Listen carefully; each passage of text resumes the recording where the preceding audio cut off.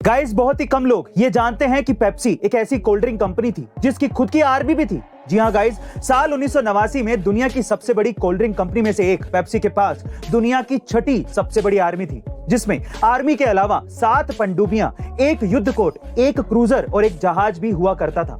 दरअसल साल 1959 में रशिया और अमेरिका के बीच में एक इवेंट हुआ। इस इवेंट में सोवियत संघ के लीडर निकिता को ये पेप्सी इतनी ज्यादा पसंद आई कि उन्होंने पेप्सी को अपने देश में बेचने की परमिशन दे दी और बाद में रशिया में ये पेप्सी इतनी ज्यादा बिकने लगी कि रशिया के ऊपर साल 1989 तक $3 बिलियन का कर्ज हो गया। इस कर्ज से बाहर निकलने के लिए 1989 में रशिया ने अपने कोल्ड वॉर हथियार पेप्सी को दे दिए।